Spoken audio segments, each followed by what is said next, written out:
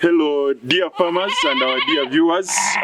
Today we are in Mianzi at Peka Farms, and together with the proprietor, Dr. Everest here.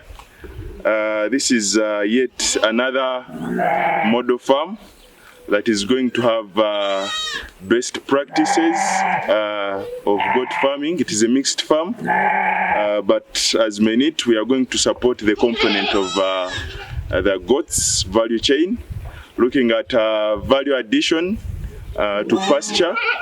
As you can see, the machinery. We are also having quite a lot in terms of infrastructure development. You can see that the goat pens are set. Each of these has to a tune of 500 capacity, and of course the farm is going to grow as we have planned, and the vision bearer being Dr. Everest here is going to give us some pointers and also clarify on the areas that we are going to be supporting directly, so that we can collectively grow this farm. People can come and get capacity from this farm in terms of trainings, and then we are able to supply and export some of the breeds from here locally. Thank you. I'll give it over to him to give us the bigger picture that we have earlier discussed. So as he said, I thank Menite for coming to Peka. We have been talking, but I think now we are ready to begin. We took a long time setting up the infrastructure, and we have tried to do some stocking, but we want to get the professional arm of Menite to support us really do the breeding. The vision we have with Menite is big, and this is going to be mainly a breeding demonstration farm. Probably we plan it to be one of the best and the biggest in this region. We have the land, ample land for that. We have set up infrastructure that can handle even up to 5,000 goats, and we are starting with stocking that Menite is going to support. We are also going, they are supporting the management part of it with the herdsman's program. And we hope to, after we have set the amount of starting stock, to keep on growing it before we start to market. The idea is that we have at least more than 2,000 goats here for breeding before we start marketing. And after that, we also work with Menite on the marketing strategy, marketing plan, to ensure that our people can know what is going on here, and that will feed into training. We want to make this a training farm.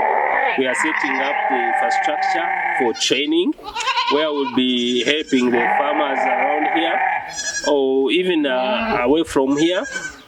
This is an integral part of a big vision of having an agrotourism farm.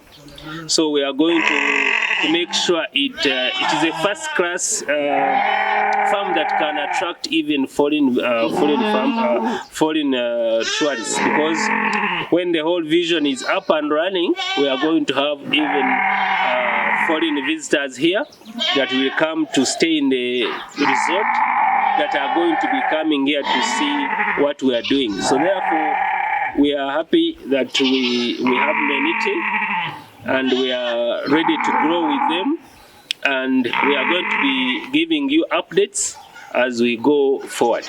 Thank you very much. Thank you, Doctor. Maybe a farmer out there would like to know the acreage of Peka farm, so that they are able to learn and be inspired by this. Yeah, we have more than 300 acres of land here, and we have dedicated a big part of that to the structures, but also to the pasture. So we are planning to dedicate around 40 acres of that land to pasture. Both, so we are growing a lot of maize. We have already started silage making. We are going to plant more pastures. But yeah, that's the acreage we have. So I don't think we are limited to on land area, especially now that we are starting to go intensive by use of silage and other planted pastures. Thank you so much. What is that one mistake that you have made and you regret so far as a farmer and in this journey as Peka Farm? I think I might be speaking for other farmers, but one of the mistakes we farmers make, and which I am guilty of, is that thinking that we can do this on our own, and thinking that these people who manage farms like Menite are probably too expensive and so on. So one of the things I did was I tried to buy my own breeds, and I bought very poor breeds that have set me back, and I'm now starting newly when I should have been moving forward. So we are basically, because of that mistake, we are trying to re-establish by buying new breeds. And when actually, so selling off, we are actually almost emptying the whole farm, selling the breeds that I had bought, which I thought I would do on myself. And now I'm putting management into the selection of breeds. And I think that has cost us a lot. And I'm very sure many farmers do that. They say, oh, I can go into the market and buy my own breeds. Why should I bring in the professionals? And I think that mistake has cost me a lot. And I hope farmers can learn from that, because I have learned from it. I think that's one of the, apart from the breeds, of course, even management, thinking that I can manage it myself or choose the managers, cheap managers, which they are usually cheaper than the professional ones, but it costs a lot. Thank you so much. Maybe my colleague Brian would. Thank you so much. I want to close this session, but call upon all of you. Today we are launching this farm, and we invite you to come to Peka Farm, learn and see how a farm can grow organically to greater heights. Thank you so much.